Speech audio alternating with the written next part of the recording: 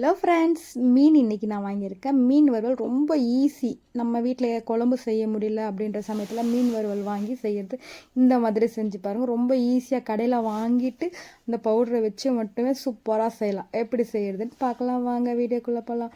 நான் ஒரு 2 கிலோ மீன் வாங்கியிருக்கேன். மீன் வாங்கிட்டு அதை நான் மசாலா தடவுறதுக்காக எல்லா பக்கமும் 2 பக்கமும் நான் கட் பண்ணி எடுத்துருக்கேன். இந்த மாதிரி கட் பண்ணிக்கோங்க. அப்போ தான் மசாலா எல்லா பக்கமும் பரவும், டேஸ்ட்டு சூப்பராக இருக்கும், நல்லா வெந்து வரும்.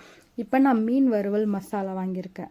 மீன் வறுவல் மசாலா வாங்கிட்டு அதை நான் எத்தனை மீனுக்கு வேணுமோ அந்த அளவுக்கு நான் எடுத்திருக்கேன். இப்போ அதில் லெமன், ஒரு அரை லெமன் பிழிஞ்சு விட்டுக்கோங்க. பிழிஞ்சு விட்டுட்டு அதில் உப்பு சேர்த்த வேணான்னு சொல்லியிருப்பாங்க, ஆனால் நான் உப்பு கொஞ்சமாக சேர்த்துருக்கேன். உப்பு கொஞ்சமாக போட்டுக்கோங்க. காரம் கம்மியாக இருந்தால் நீங்கள் நான் 50 கிராம் வாங்கியிருக்கேன்னா அதில் நீங்கள் பாதி கூட சேர்த்துக்கலாம். எனக்கு இது ஓகேவாக இருக்குன்றதுனால 50 கிராம் பாக்கெட்டை முழுசாக போட்டுட்டேன். கார்ன்ஃப்ளவர் மாவு 1 டேபிள் ஸ்பூன் போட்டுக்கோங்க. போட்டுட்டு லைட்டாக கொஞ்சமாக தண்ணி விட்டுட்டு நல்லா கெட்டி பதத்துக்கு கரைச்சிக்கோங்க. நம்ம பேஸ்ட் மாதிரி நல்லா கையை விட்டு நல்லா கலந்து பேஸ்ட் மாதிரி நம்ம தடவத்துக்கு தகுந்த மாதிரி இந்த மாதிரி கலந்து எடுத்துக்கோங்க. இப்போ நம்ம மீன் இருக்குங்களா, அதை மீன் மேலே இதை நம்ம தடவ போகிறோம். கீழே மேலே எல்லா பக்கமும் எல்லா இடத்துலையுமே மசாலா இறங்குற மாதிரி நல்லா தடவி விட்டுடுங்க. அப்போ தான் இதில் ஊறும் போது டேஸ்ட் சூப்பராக வரும்.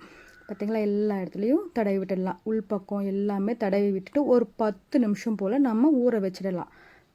இந்த அளவுக்கு நல்லா உள்ள எல்லா இடத்துலையும் இருக்கணும். அந்த அளவுக்கு பிள்ளைங்களுக்கு, குட்டி பிள்ளைங்களுக்கு தரதா இருந்தால் கொஞ்சம் மசாலா கம்மியாக போட்டுக்கோங்க. இந்த அளவுக்கு தேவையில்லை, நமக்குன்னா இது கரெக்டாக இருக்கும், சூப்பராகவும் இருக்கும். பார்த்திங்களா, இந்த அளவுக்கு நல்லா தடவி விட்டுடுங்க எல்லா பக்கமும் இருக்கிற மாதிரி.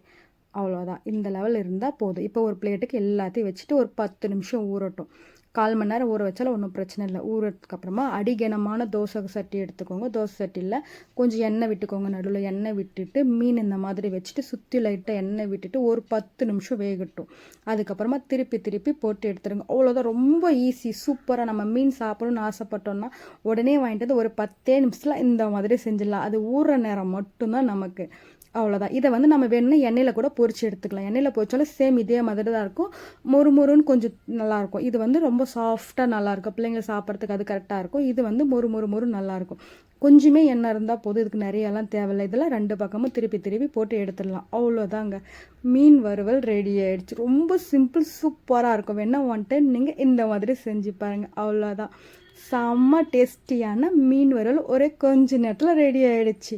உங்களுக்கு இந்த மாதிரி மீன் வறுவல் செய்யணுமா, செஞ்சு பார்த்துட்டு எப்படி இருந்தது கமெண்ட் பாக்ஸில் போடுங்க. பார்த்தீங்களா, இது மீன் எண்ணெயில் பொரிச்சதுக்கும் தோசை சட்டிக்கும் ரொம்ப டிஃப்ரெண்ட்டெல்லாம் கிடையாது, சூப்பராகவே இருக்கும். ரொம்ப ஸ்மூத்தாக செம்மையாக இருக்குது. நான் எங்கள் வீட்டில் வாங்கியிருக்கேன். இந்த மீன் பேர் சப்பாரை மீன். வீடியோ பிடிச்சிருந்தா லைக் பண்ணுங்கள், ஷேர் பண்ணுங்கள். பாய்.